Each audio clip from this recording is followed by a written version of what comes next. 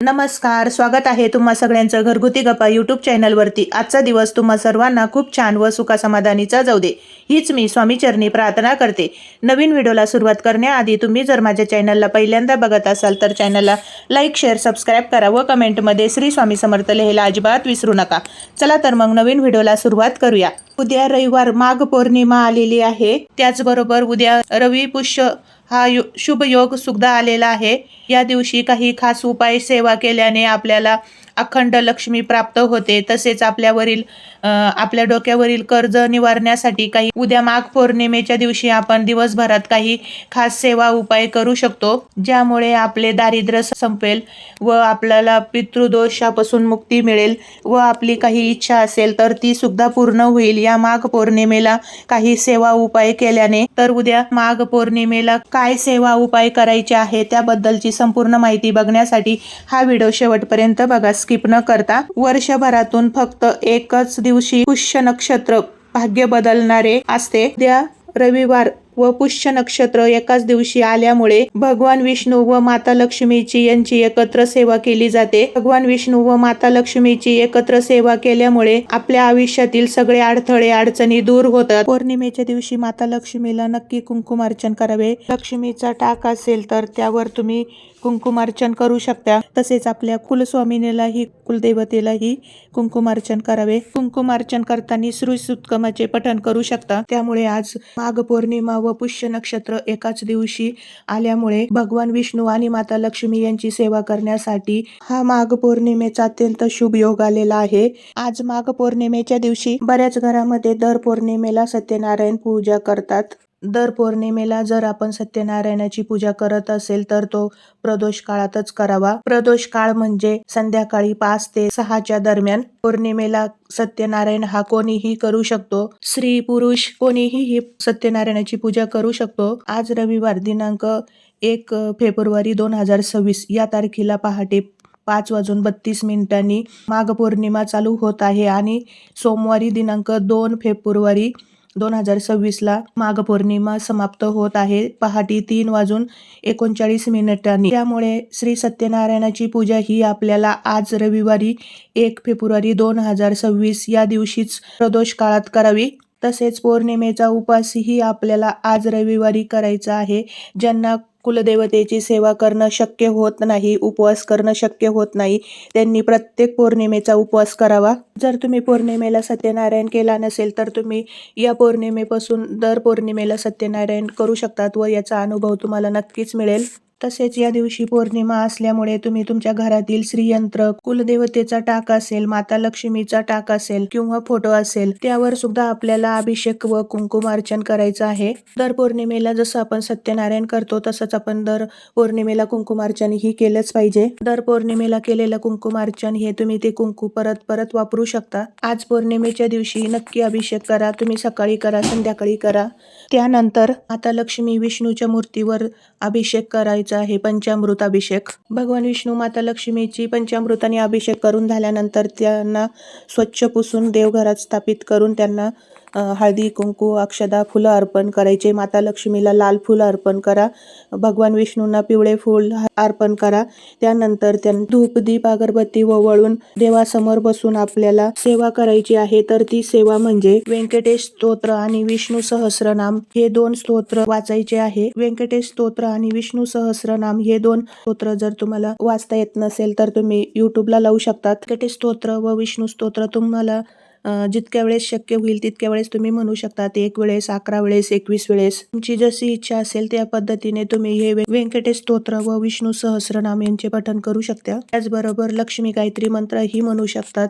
जर लक्ष्मी गायत्री मंत्र तुम्हाला माहिती नसेल तर युट्यूबवर तुम्ही सर्च करू शकता। आज सत्यनारायण पूजा केल्याने, कुंकुमार्चन केल्याने आपल्याला ज्या काही कामामध्ये आर्थिक अडथळे असेल, अडचणी असेल किंवा आपले काही राहिलेले काम पूर्ण होत नसेल, अभ्यासात प्रगती असेल, तुमची जी काही इच्छा असेल तर तुम्ही त्या इच्छेसाठी किंवा त्या कामासाठी या सेवा आज नक्की करा। ही सेवा जर तुम्ही दर महिन्याला सत्यनारायणाची पूजा नियमाने केली तर त्या घरात कशाचीही कमी पडत नाही. या दिवशी भगवान विष्णू व माता लक्ष्मी यांची जास्तीत जास्त सेवा करावी. लक्ष्मी म्हणजे फक्त पैसा नाही, लक्ष्मी म्हणजे संतान, ऐश्वर्य, धान्य लक्ष्मी, लक्ष्मी धनलक्ष्मी, लक्ष्मी म्हणजे समाधान, शांती. तर पौर्णिमेला लक्ष्मीची व भगवान विष्णूंची पूजा केल्याने आपल्याला फक्त पैसाच मिळत नाही, तर या सर्व लाख मोलाच्या गोष्टीही मिळतात. त्यामुळे या दिवशी भगवान विष्णू माता लक्ष्मीला आवडणाऱ्या सेवा आपण नक्की करा. भगवान विष्णूंना आवडती सेवा म्हणजे सत्यनारायण आहे. त्यामुळे दर पौर्णिमेला सत्यनारायण हे फक्त महिला सुद्धा करू शकतात. असं काही नाही की आपण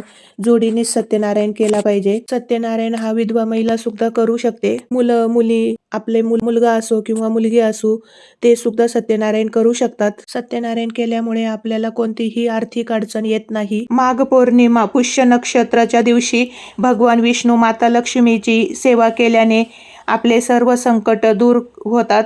माघ पौर्णिमा ही खूप महत्त्वाची मानली जाते. माघ पौर्णिमेच्या दिवशी पवित्र नद्या स्नान करणे ही अत्यंत महत्त्वाचे मानले जातात. पौर्णिमेच्या दिवशी सकाळी लवकर नदी स्थानी किंवा पवित्र स्थानी त्या दिवशी गंगा किंवा इतर पवित्र नद्यांमध्ये स्नान केल्याने आपले सर्व दुःख कमी होतात. तसेच पवित्र नद्यामध्ये स्नान केल्यामुळे आपल्या पापांपासून ही मुक्ती मिळते. कारण असं म्हणतात की सकाळी नद्यांमध्ये स्नान करण्यासाठी काही खास तिथीला, काही खास दिवशी जास्त महत्त्व दिले जाते. असे मानले जाते की या दिवशी देव पृथ्वीवर येतात आणि या नद्यांमध्ये स्नान करतात. त्यामुळे या दिवशी नदीस्थानी, पवित्र नदीस्थानी स्नान करणे खूप शुभ मानले जाते. जर तुम्हाला पवित्र नदी किंवा गंगास्थान, जर तुम्हाला पवित्र स्थान या दिवशी गंगा किंवा इतर पवित्र नद्यामध्ये स्नान करणं शक्य झालं नाही, तर तुम्ही घरी आपल्या आंघोळीच्या पाण्यामध्ये गंगाजल, काळे तीळ व चिमूटभर हळद टाकूनही स्नान करू शकतात. आंघोळीच्या पाण्यामध्ये गंगाजल, गोमूत्र, काळे तीळ टाकून स्नान करणे, असे करताना त्यांच्यासाठी हा दिवस त्रिवेणी संगमात स्नान करण्या इतके शुभ असते. माघ पौर्णिमेच्या दिवशी स्नानाला आणि दानाला अनन्य महत्त्व आहे. माघ पौर्णिमेच्या दिवशी स्नान, दान आणि पुण्य या दिवशी केलेले दान, जप आणि तर्पण यांचे फळ 100 यज्ञ इतकेच मिळते. त्यामुळे या दिवशी पवित्र नद्यामध्ये स्नान करणे, दान करणे, जप करणे आणि भगवान विष्णू, माता लक्ष्मी यांची पूजा करणे याने विशेष पुण्यफळ प्राप्त होते. तसेच पौर्णिमेच्या दिवशी आपल्या कुलदेवताची ही सेवा करावी. कुलदेवताला अभिषेक करावा. कुलदेवतेच्या टाकाला कुंकुमार्चन करू शकतात. या सेवेमुळे आपल्याला कुलदेवतेचा आशीर्वाद मिळतो. जर तुम्हाला कुलदेवतेचा उपवास करणं शक्य होत नसेल मंगळवारी, तर तुम्ही पौर्णिमेला कुलदेवतेची सेवा व उपवास करू शकतात. पौर्णिमेला केलेला उपवास, सेवा ही आपली कुलदेवतेला समर्पित होतो. ज्यांना कुलदेवतेची सेवा करणं शक्य होत नाही, तर त्यांनी पौर्णिमेच्या दिवशी आपली कुलदेवतेची सेवा करावी. कुलदेवतेला अभिषेक, कुंकुमार्चन करावे. त्याचबरोबर सत्यनारायणाची पूजा ही पौर्णिमेच्या दिवशी करावी. यामुळे भगवान विष्णू व माता लक्ष्मी प्रसन्न होते. पौर्णिमेच्या दिवशी भगवान विष्णूंची व माता लक्ष्मीची पूजा करणे हे विशेष फलदायी मानले जाते. कारण असे मानले जाते की या दिवशी देव पृथ्वीवर येतात आणि हा माघ महिना शेवटचा दिवस आहे जो सर्व पापांचा नाश करतो. या दिवशी केलेले सेवा उपायामुळे आपले सर्व पापांचे नाश होते. आपल्या सर्व पापांचे नाश करतो या दिवशी केलेले सेवा उपायामुळे, आणि आपल्याला सुख आणि समृद्धी प्राप्त होते. त्यामुळे 1 फेब्रुवारी 2026 रोजी माघ पौर्णिमेला हे उपाय नक्की करा. पौर्णिमेच्या दिवशी नाम जप करणे याला देखील खूप महत्त्व आहे. या दिवशी सत्यनारायण करावा व त्या दिवशी व्रत आणि कथा, सत्यनारायण कथा ऐकावी किंवा वाचावी.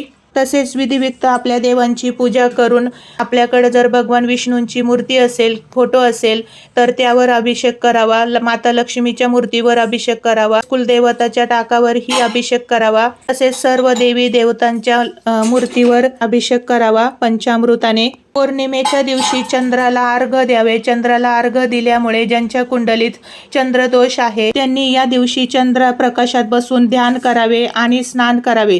यामुळे आपले कुंडलीतील चंद्रदोष हा कमी होतो व चंद्राला अर्घ्य द्यावे. चला तर मग ही माहिती आवडली असेल, व्हिडिओ आवडला असेल तर चॅनलला लाईक, शेअर, सबस्क्राईब करा. त्याचबरोबर बेल आयकॉनलाही प्रेस करा, जेणेकरून मी जेव्हा केव्हा नवीन व्हिडिओ अपलोड करेल त्याचे नोटिफिकेशन हे सर्वात आधी तुम्हाला मिळेल. तसेच हाईपलाही क्लिक करा. चला तर मग पुन्हा भेटू अशाच पुढल्या एका नवीन व्हिडिओमध्ये. तोपर्यंत श्री स्वामी समर्थ, श्री अवधूत चिंतन, श्री गुरुदेव दत्त, श्री स्वामी समर्थ.